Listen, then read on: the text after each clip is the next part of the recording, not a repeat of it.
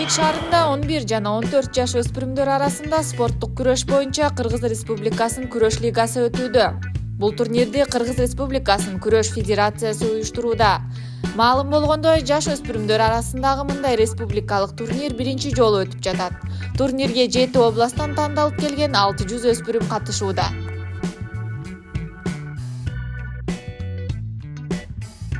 Эми негизи мына өлкөбүздө өнүгүү болуп атканда мынакей өзүбүздүн биздин мынакей урматтуу президентибиз Садыр Нуркожоевич, ошондой эле УКМКнын төрагасы Камчыбек Кыдыршаевич экөө тең спортко көп мындай көз карашын абдан азыр колдоп, ошолорду азыр таратыш керек. Баягы элеке таза муун болсо, таза өлкө болот деген ойдо азыр өстүрүп атат, өнүктүрүп атат ушу спорт тарабын. Ошол себептен бизге да тапшырма берилген болчу, күрөш федерациясына да. Ушуреки бүгүнкү күндө бул айылга чейин жеткизип күрөштү. Жана ошол жактан жаңы таланттарды чыгарып, алардын баарын колдоп жерге чыгарып, анан кийин аларды калтырып койбой, аларды мынакей албан биздин мынакей уже олимпиадада призерлорубуз, ошолорду жолдоп, ошолордун жолун жолоп, замена болгонго биз бүгүнкү күндө уже дайындап атабыз. Кийинки бул Кудайым буйрса Кыргызстандын желегин желбирете турган инсандар чыгат деп мен терең ишенем. Ошондуктан бул бүгүнкү күрөш лигасы деген иш-чара Кыргызстан боюнча биринчи жолу башталды. Ошол себептен былтыр мен баягы ар бир областка өзүмдүн представительдеримди шайлап, аларды күрөш, алардын мынакей иши уже башталды. Башталып мынакей 36 миңден ашык участник катышып, ошолордон отбор болуп келип, мына бүгүн 600 бала келип могу жерде таймашка катышып көргөзүп атат өзүнүн чеберчиликтерин. Ошол себептен бул абдан кубанычтуу, бул чоң майрам, бул спорттун майрамы. Спорт деген бул жакшы нерсе деп ойлойм. Ошон үчүн ушу иш-чараны баштап атабыз.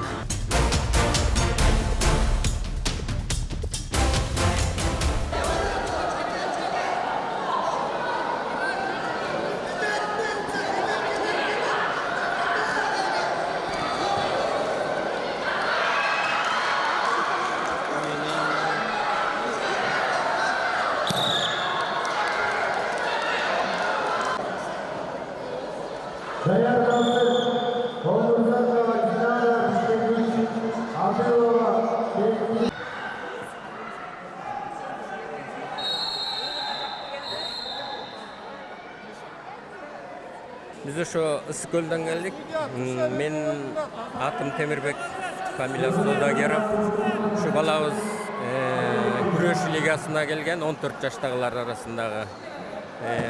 Жакшы күрөшүп атышат. Күрөштүн деңгээли жакшы өтүп атат. Ушу жакшы деңгээлде өтүп атат. Ушу күрөш ушу уюштуруучуларга да ыраазычылык билебиз, биргизип кетебиз. Жогорку деңгээлде өткөрүп атышат. Ошол биздин балдарыбыздын баарына ийгилик каалайбыз. Ошо күчтүүлөрү жеңсин, Кыргызстаныбыздын желеген дүйнөгө, Азияга, Олимпиадага желгилеткен балдардан болушун. Баарына ден соолук каалайбыз. Күрөшкө, спортко биздин урматтуу президентибиз дагы жакшы карап атат. Мына балдарыбыз өсүп атат деңгээлдери. Ыраазычылык билдиребиз.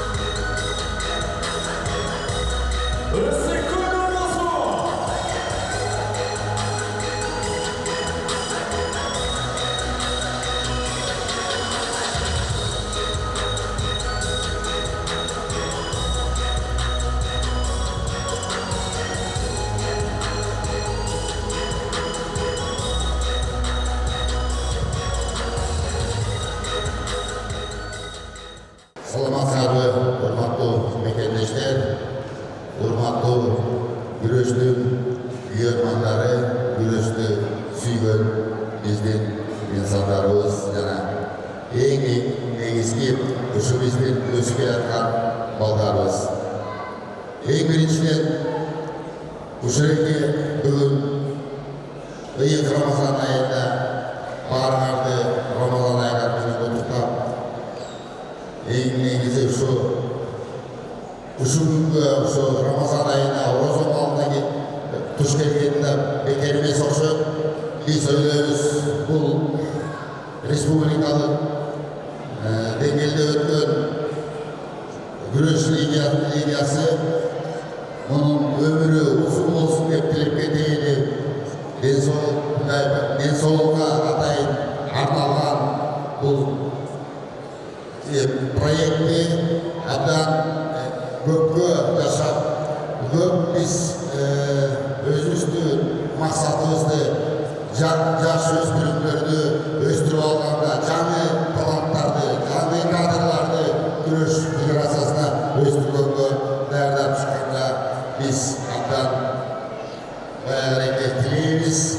Ошондой эле мына бул проекттин негизги ой максаты, урматтуу мекендештер, бул жерде эң негизги биздин астыбызга күрөш федерациянын астына спорт өйрөтүлгөнгө мына бүгүнкү күндө урматтуу президентибиз Садыр Нуркожоевич Жапаров жана УКМКнын төрагасы Камчыбек Башиев бизге алдыбызга чоң албан маселелерди коюп тапшырмаларды берген.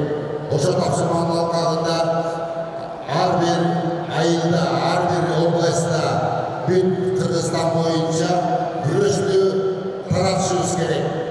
Жана спортту дени сак, муун болсо дени сак өлкө болот деп айткандай, биз ошол экенин алкагында ушул эки лига күрөшүн баштап жатабыз.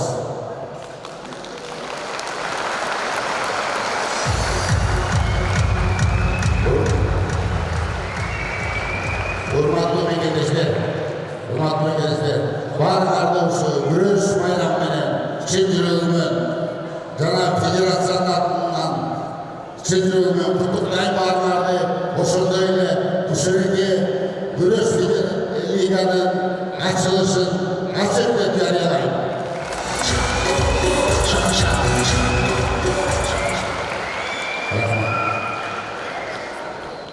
Ордуңузда турыңуздар, Кыргыз Республикасынын гимни жаңырат.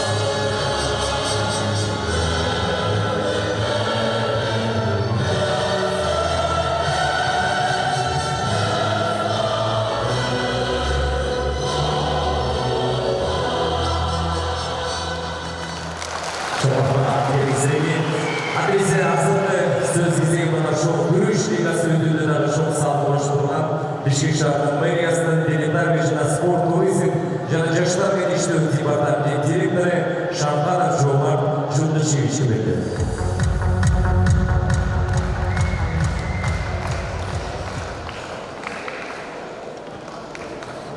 Саламатсыздар күрөшчүлөр, биздин спортчулар, көбөктөр, келечектеги Кыргызстан чемпиондору. Мына федерациянын бүгүн проекти менен биринчи жолу Кыргыз мамлекетинде лига өтүп атат күрөш түрлөрү боюнча. Ушул лигага биринчи катыштык деп кийинчерээк эстегенде болду. Федерациянын Кыргыз Республикасы Федерациянын президенти Тенчберген Сатмаевичке чоң башчылык командасы менен ушундай Бишкек шаарында майрам өткөрүп берип атасыңар. Ушул спортчулар эң күчтүүсү жеңишке жетип, бир гана ушу Бишкек шаарында эмес, республикада эмес, келечекте эл аралык мамлекеттерде спортчулардын майрамы болот. Ушу силерге каалабыз Азия биринчилигинде, дүйнө биринчилигинде ар бир спортчунун өзүнүн ою бул. Олимпиада оюндары Кыргызстан болгон эмес, Кыргызстан Олимпиада оюндарында дүңгүрөт Абжол Махмудов, Жоломон Шасымбеков, Айсулу Кудайбекова, биздин олимпийский сборной Кыргызстанды дүйнө жүзүнө демирөтүп кетеси болот. Ошонун аркасында ушу биздин көбөктөр силер турасыңар.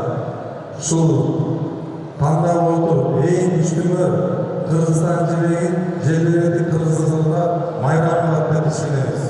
Ал үчүн талпан эмгек керек. Машыктоочулардын тили болуш керек. Бир гана спорт эмес, мектепте үлгү болушулар керек. Жакшы окуган адам жакшы спортчу болот. Класстагы балдардын баарына пример болуп беришибиз керек спорт. Ушу спортко катышып атам деп, балдардын аркарынан, кыздардын аркарынан жетелешиңиздер керек. Машыктоочуларга каалабыз талпан эмгек. Акыркы жылдары өзүңөр көрүп аткандай спортко мындай көңүл болгон эмес. Кудайга шүгүр, мындан да жакшы болот деп ойлойбуз. Баарыңыздарга ийгилик каалайм. Эң күчтүү биздин спортчубуз, эң күчтүү область Бишкек шаарынын ичинде жеңишке жетсин демекмин. Чоң рахмат. Чоң рахмат айтабыз. Кийинки сөз кезген Кыргыз Республикасынын күрөш федерациясынын Бишкек шаары жана Чүй облусу боюнча эл аумактуу өкүлү бүгүнкү турнирди уюштуруу комитетинин төрагасы Айсак Өкүржан Шамилевич келди. Добрый день, приветствую всех участников, гостей данного турнира. В первую очередь хотелось бы поблагодарить руководство нашей федерации, городской спорткомитет за оказанную помощь в организации данного турнира. Также хотелось бы выразить благодарность тренерам за то, что подготовили, провели такие замечательные отборы в регионах. Сколько? Более 3000 юных наших спортсменов прошли этот отбор, добрались сюда. Огромная благодарность вам всем. Желаю, чтобы данный турнир, он проходит впервые в Кыргызстане. Желаю, чтобы он с каждым годом только набирал обороты и развивался. Спасибо большое участникам. Всем удачи. Пусть победит сильнейший. Спасибо. Урматтуу президент Эркин Саттарбаевич келмей турсаңыздар, бүгүнкү күрөш лигасында атайын сыйлык тапшыруу, бөлүк тапшыруу азымы бар, катышпай коюңуздар. Кыргыз Республикасынын күрөш федерациясынын кыз келиндер күрөшү боюнча Ош шаары жана Ош облусу боюнча өкүл болуп дайындалып жана күбөлүк атайын тапшырылат. Номер 15 күбөлүк Исаева Гүлназ Назарбаевага тапшырылат.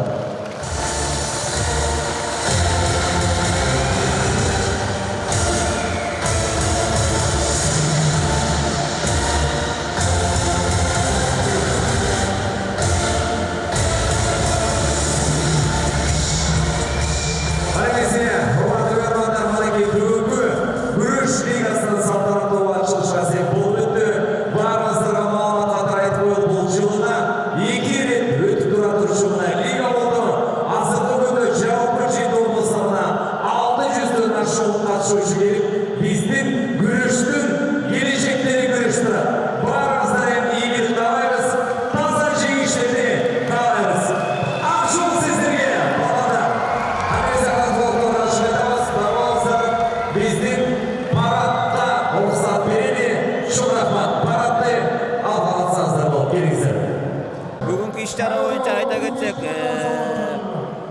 Федерация лигасы болуп атат, жаш балбандар арасында региондор боюнча команда болуп күрөшүп атышат. Бул мелдештин максаты региондогу, областтагы жаш балбандарды, таланттуу балдарды таап, ушул жерден жакшы күрөш көрсөттүрүп, ошо балдарды спорт школго, жакшы мыкты тренерлерге тандоо турниринде, анан ушу күрөштүн өнүгүү жолуна ушу жаш балдардан баштайлы деп баштады ушу жаңы келген федерация. Ушу мындай иш-чара командалык эсепте федерациянын атынан биринчи жолу болуп атат ушу кичинекей балдардын арасында. Ушу мен ойлойм, ушу күрөшүп аткан балдардын арасынан дагы келечекте Акжол, Жоламан, Айсулуу, Айперидей мыкты балбандар чыгат деп, Эрназарлай, Тайырбектей ушу мелдеш аябай жакшы деңгээлде өтүп атат. Уюштуруучу комитетине, федерацияга терең ыраазычылык билдиребиз.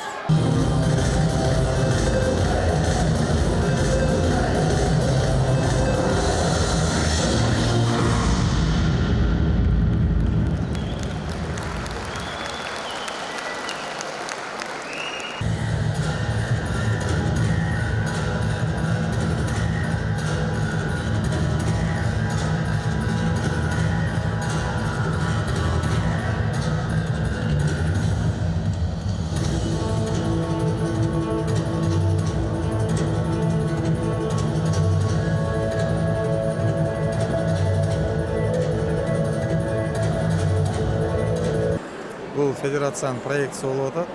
11-14 жаштағы күрөш лигасы болып атат. Бұл Кыргызстандан бұрын өткөн эмес, быйылдан баштап проект болып атат.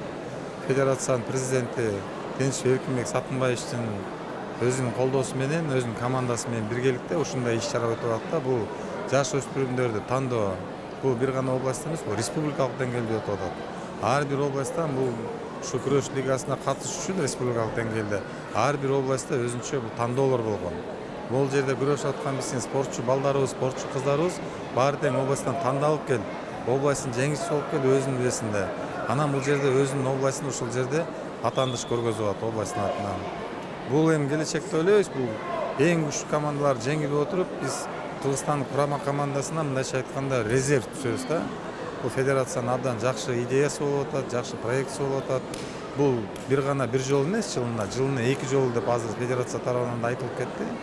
Бул мындайча айтканда күрөш майрамы болуп атат. Бул машыктыруучулар келип атат. Машыктыруучулардын өзүнүн кыл ишин анализ жүргүзгөнгө да жеңил болот. Ушу мен спортчу дайындап аткандан кийин бир гана Кыргыз Республикасында күрөштүрбөстөн алган мына лигага да дайындык балдарын дайындауун көрүп атат да. Бул чоң проект. Бул проекттин буюрса ойлойбуз, келечеги кең, мындан дагы башка возрасттан дагы проекттер чыгышы мүмкүн. Мындайча айтканда бул күрөш федерациясынын идеясын абдан колдош керек. Бизге кайрылгандан баштап биз башынан ушу федерация тарабынан федерациянын өкүлдөрү менен биргеликте колубуздан келген жардамды көргөздүк. Ошон үчүн жаңы ачылыш аземинде дагы айтып кеттик аны. Мындан ары дагы ойлойбуз, мындан ары да колдогонго аракет кылабыз. Өзү бир гана федерация тараптан эмес, ушу Бишкек шаарынын департаментинин атынан дагы колдоого турат да бул. Биздин президентибизге чоң рахмат. Это биринчи жолу ошондой мелдеш өтүп атат тарыхта. Мен ойлойм, ушу мелдештин келечеги аябай жакшы болот. Канча жаш балдар көрүшүп атат. И бул необычный, да, мындай командный. То есть балдар интиматка чакырат, биримдикке чакырат. Это аябай жакшы. И арасында мен байкап атам, көп таланттуу балдар көп. Мен ойлойм, ошондой нерсе өткөрүп турсак, көп ошо Акжолдон, Жоламандан ошо чемпиондор чыга турган балдар көп. Ошон үчүн мен аябай сүйүнүп атам. И самое главное, бүгүн травма болбой жакшы өткөрүп койсок, саат 9-га чейин иштейбиз. Ошон үчүн мен ойлойм, эмне айткым келет. Баары ким биякта салып атат, жардам берип атат, чоң рахмат. Баарыбыз ошону бүгүн жакшылап өткөрүп, анда айткым келет. Күз эң күчтүү бала, батырлар утсун. Мен ошон барсам, мен ойлойм, тарыхта калып калат, что именно ошодон мелдештен баштап чоң жигитке жеттик деп.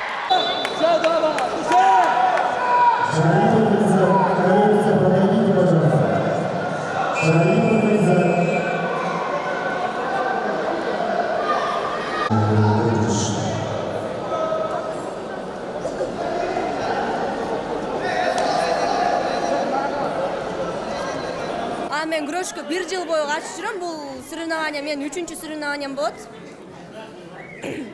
Жеңишке жеттиңби азыр? Ооба, утам. Кудай буйруса менин командам утат. Кандай сезимдер болуп атат? Мындай взволнованныймын да.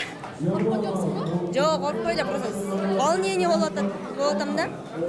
Сен келечекте дагы ушу күрөштү таштабай улантып кетем деген ойлоруң барбы? Келечекте кандай пландар? Келечекте мен күрөштү чытайм мен күрөштү. Не болсун, ошол болсун чытайм бирок.